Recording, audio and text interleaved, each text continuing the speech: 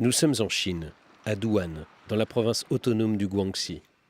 En ce jour de novembre 2012, les habitants de ce village de 80 000 âmes ne se rendent pas compte qu'ils ratent un événement étonnant. Aujourd'hui, à quelques kilomètres de là, dans l'un des nombreux lacs, plus exactement dans l'un des nombreux regards de la région, la plus profonde plongée spéléologique de Chine va être effectuée. 122 mètres, dans un lac. Pour couvrir l'événement, une équipe de télévision a été envoyée, prête à interviewer ces nouveaux aventuriers.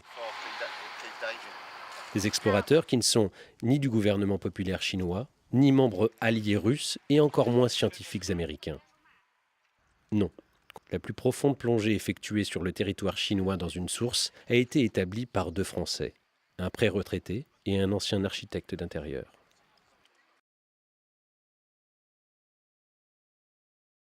Tout a commencé en avril 2010. Sébastien Lissarag, membre passionné d'une association de plongeurs spéléologues, tombe sur un mail intrigant de Jean Bottazzi, intitulé « Trou blanc, trou bleu ». Ce mail lui indique la présence potentielle de nombreux trous d'eau, des regards donc, dans une région agricole chinoise, délaissée par le gouvernement central et le tourisme. Après quelques recherches infructueuses, Sébastien se décide à aller faire un repérage sur place et en famille. À sa grande surprise, il sera entièrement pris en charge par les autorités locales, l'accueillant comme un expert international. Et pendant quelques jours, ils vont sillonner la région à la recherche de sites naturels. Résurgences, grottes ou trous d'eau isolés. Guidés par M. Wang, ils vont découvrir une multitude de sites qui suggèrent l'existence d'un réseau de rivières souterraines gigantesques, vierges de toute exploration. De retour en France, Sébastien réunit les membres de son association de plongeurs spéléologues, les Bullmaniacs. Après un débriefing bien arrosé, il décide d'organiser une expédition à l'autre bout du monde. Ce sera l'occasion de retourner en Chine et de voir s'il est possible d'y acheminer le matériel de plongée nécessaire afin d'évaluer la taille et l'accessibilité du réseau de rivières souterraines. Après plusieurs mois d'intenses préparations, l'équipe prend donc l'avion en octobre 2011. À leur arrivée, un véritable comité d'accueil, représenté par la charmante Mandy, les assomme d'informations, de nourriture et d'alcool. Premier choc. Le lendemain, autant déboussolée par le décalage horaire que par le gueuleton de la veille au soir, l'équipe est amenée en visite dans la région. Deuxième choc, celui des cultures. Malgré tout ce qu'ils ont lu et vu sur la Chine, la surprise est totale. Rien n'est familier. Se promener dans cette province agraire chinoise est un étonnement de chaque seconde. Les scènes de rue, les regards amusés qu'on leur porte, l'ambiance sonore, tout est nouveau, tout est surprenant. Les Français tombent aussi des nues devant l'ampleur du changement qui est en cours. Les routes sont en construction, empruntées par des attelages aussi énigmatiques que bruyants. La modernité fait son apparition partout, même dans les lieux les plus inattendus. Et enfin, troisième choc, cette première tournée de prospection apprend à nos spéléologues que chaque site est vierge de toute exploration. Pour les villageois, ces résurgences sont source de vie et servent de lavoir, de lave-vaisselle géant ou tout simplement de piscine à ciel ouvert. Mais l'équipe française découvre que ces différents sites sont aussi empreints d'histoire et de mythes. Ainsi, à la demande des riverains, le fil d'Ariane, ce guide indispensable à tout plongeur afin de retrouver la sortie de la grotte, ne doit jamais sortir de l'eau, car il pourrait être un accès pour tous les fantômes malfaisants et toutes les maladies qui ont été noyées. Sous l'eau, des débris de vaisselle, restes d'offrandes, côtoient une faune riche. Nos aventuriers auront même la chance de rencontrer une variété de méduses d'eau douce que l'on pensait disparues. Dans le silence des profondeurs, aucun esprit malfaisant, aucun fantôme et aucun rocher en forme de buffle. Car selon la légende, c'est sous cette forme animale que l'esprit de l'eau apparaît aux hommes lorsqu'il veut leur parler.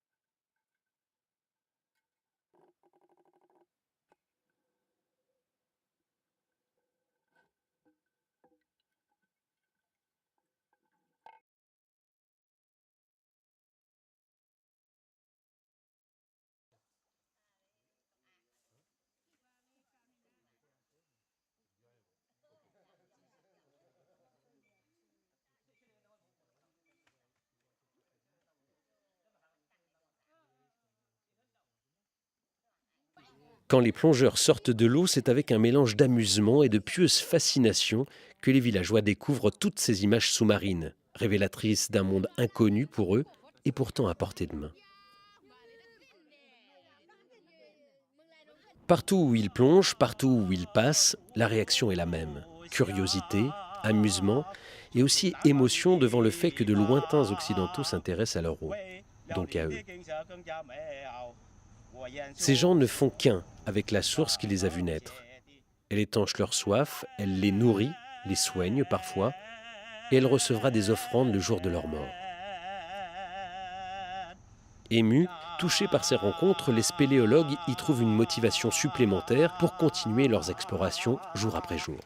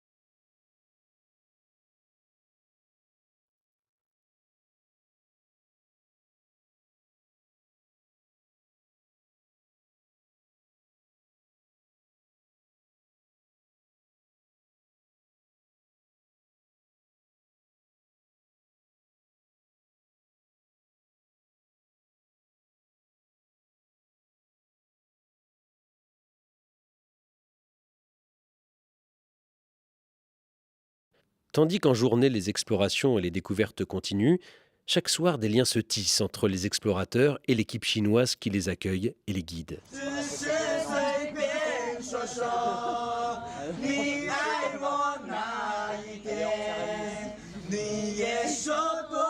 Soirée où le terme échange culturel prend tout son sens. Dans les prisons de Nantes, dans les prisons de Nantes, il y avait un prisonnier, il y avait un prisonnier.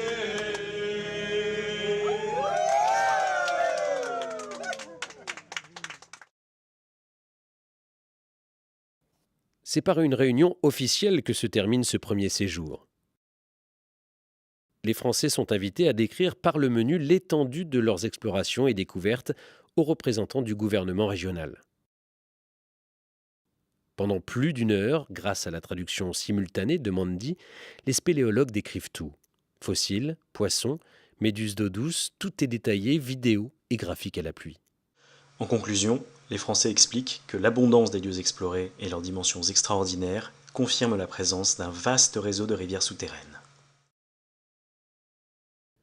À la fin de cette réunion, le président de la région leur annonce solennellement que, grâce à eux, la vallée ne sera pas industrialisée, mais au contraire préservée et mise en valeur par le biais d'une réserve naturelle d'intérêt géologique, un géoparc. Les spéléologues tombent des nues, jamais ils n'auraient imaginé l'importance et les conséquences de leur expédition pour la région. Émus, ravis, Chinois et Français se congratulent. Cette merveilleuse nouvelle et la fin de leur séjour seront fêtées comme il se doit par un banquet gargantuesque émaillé de chants traditionnels. J'en boirai, oui, oui, oui, j'en boirai, non, non, non, j'en boirai jusqu'à mon plaisir. Et une soirée karaoké mémorable.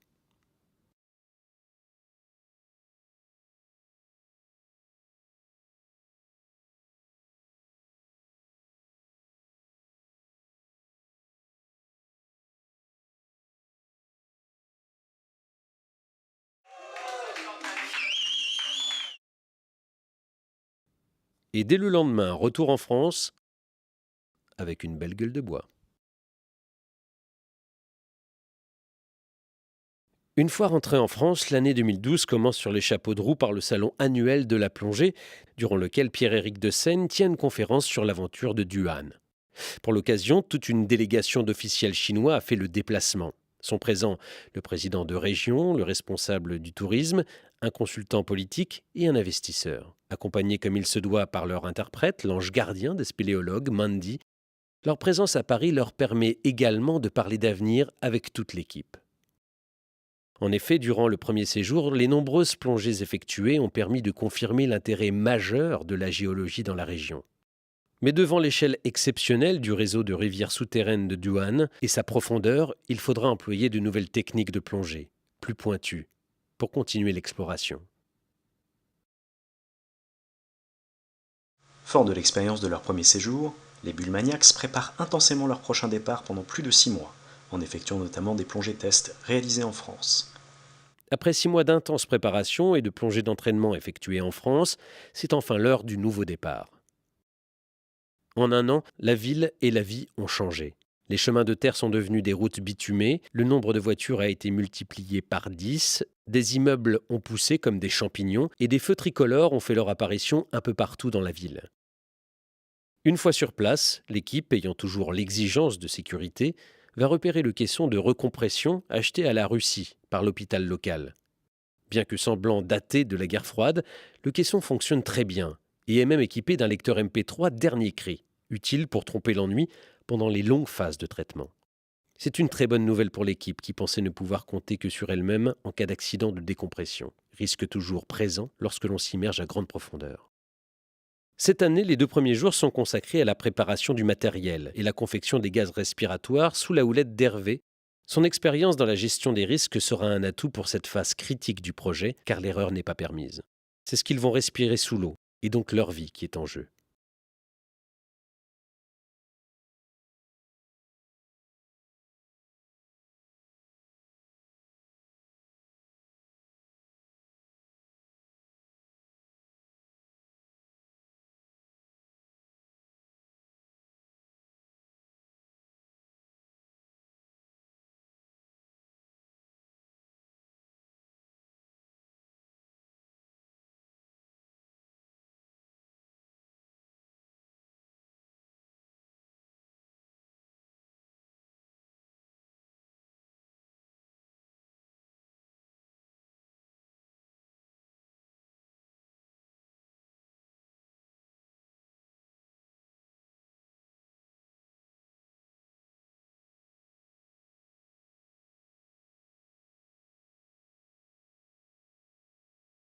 Au terme de ces 2 jours, tout est prêt, l'aventure peut se poursuivre.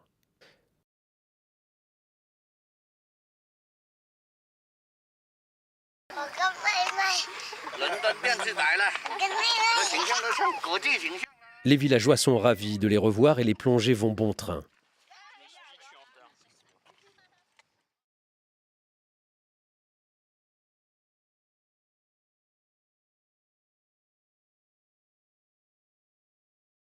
Mieux équipée, mieux organisée et surtout mieux acclimatée, l'équipe va plus vite et plus loin cette année.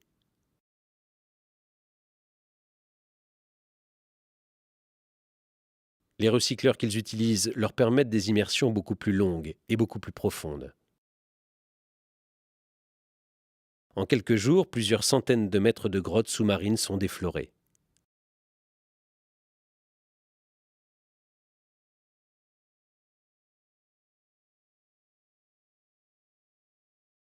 Après ces premiers jours de rodage, le matériel s'avère être fiable. La confiance est là et l'équipe décide qu'il est temps de procéder à une plongée à laquelle ils rêvent depuis longtemps. L'exploration de la source principale de la grande rivière de Douane. Elle nécessitera la mobilisation de tous pour que 2 plongeurs de pointe puissent faire ce qu'aucun ne peut faire individuellement.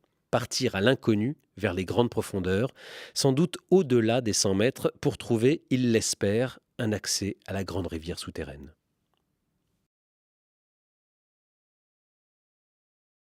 Et nous voici de retour là où nous avions démarré ce film, en ce jour de novembre 2012.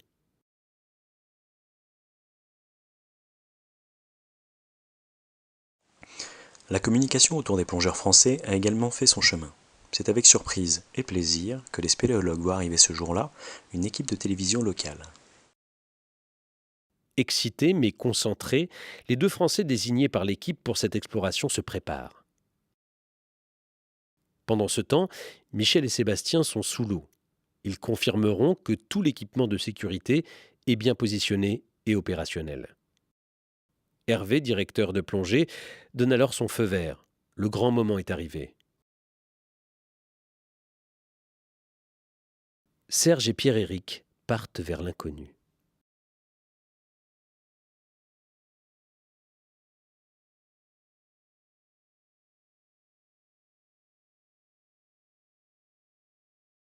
Jusqu'à moins 60 mètres, Sébastien les accompagne pour les filmer progressant dans les profondeurs de la Terre.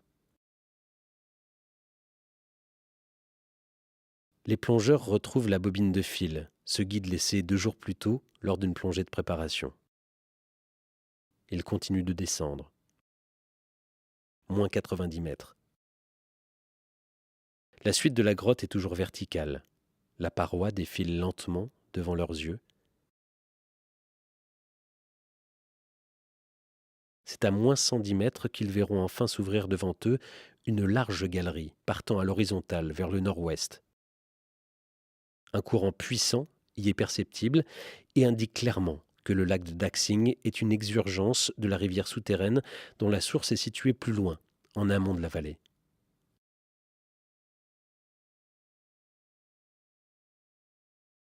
Après être descendu jusqu'à moins 122 mètres, la limite de sécurité que l'équipe s'était fixée, les plongeurs entament leur remontée. Ils n'ont fait qu'effleurer tous les mystères de Daxing, laissant derrière eux matière à de prochaines expéditions.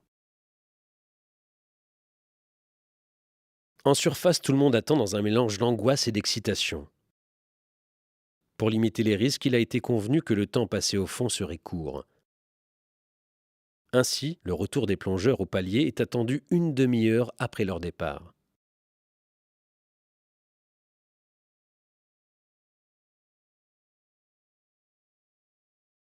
Ils seront bien au rendez-vous et leurs amis viendront les assister pendant une longue phase de 2 heures et demie de décompression.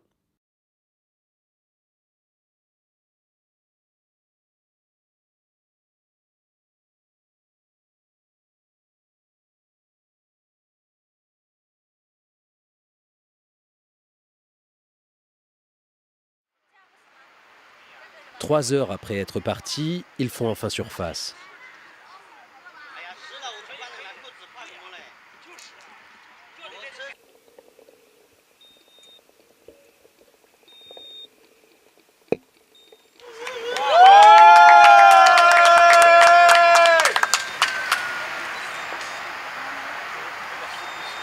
Et c'est avec une joie intense que les 2 plongeurs annoncent avoir découvert le fameux départ de la rivière souterraine, dont les dimensions sont à l'échelle du pays, gigantesques.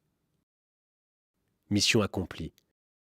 Cette expédition aura été une nouvelle fois couronnée de succès. Tous les objectifs auront été remplis, voire dépassés. Désormais, la voie est pavée pour de futures grandes expéditions qui lèveront les mystères de Douane. Cerise sur le gâteau, de retour en France, nos aventuriers apprendront que leur plongée à Daxing s'avère être la plus profonde jamais effectuée dans une grotte chinoise. Moins 122 mètres, record battu. Cerise sur la cerise, leurs aventures et les photos prises durant leur séjour feront l'objet d'un article dans le National Geographic, rêve de tout explorateur.